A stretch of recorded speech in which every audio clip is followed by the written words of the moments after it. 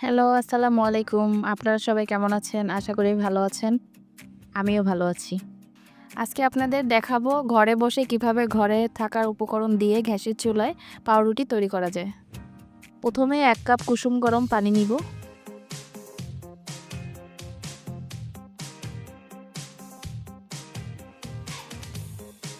চার চামচ চিনি নিব।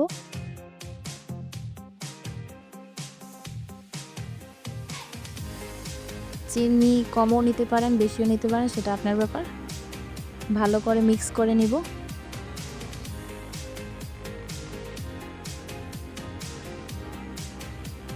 এক চামচ ইস্ট দিব।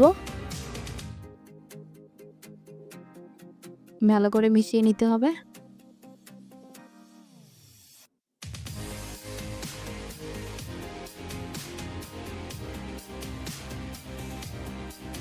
তারপর ২ চামচ গুঁড়ো দুধ দিব। গুঁড়ো দুধটা বেশিও দিতে পারেন, কমও দিতে পারেন, সমস্যা নাই। তবে বেশি দিলে ভালো হবে।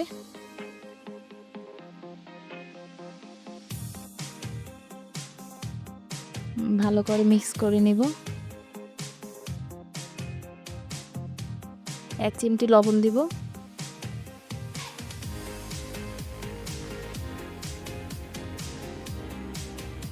তারপর ময়দা দিব।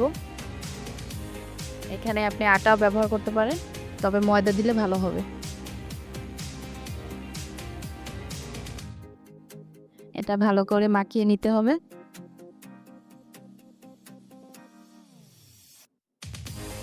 আমি আরেকটু ময়দা নিছি, কারণ খামিটা হইতাছে না।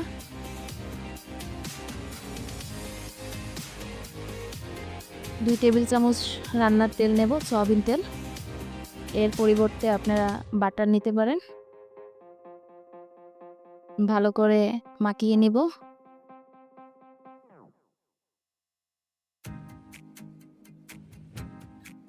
একটি ঢাকনা দিয়ে ঢেকে রাখবো ১ ঘন্টার জন্য। ১ ঘন্টা পর ফিরে আসছি।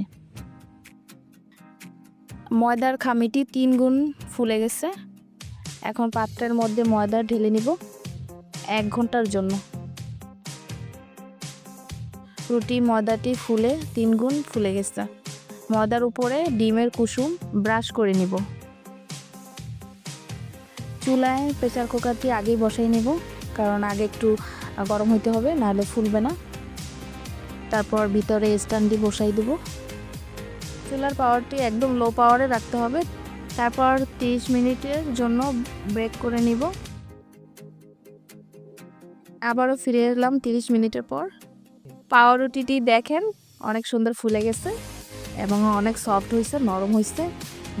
বাসায় উপকরণ দিয়ে যদি এভাবে পাউরুটি বানান তাহলে অনেক ভালো লাগবে, খেতেও ভালো লাগবে এবং দেখতেও সুন্দর।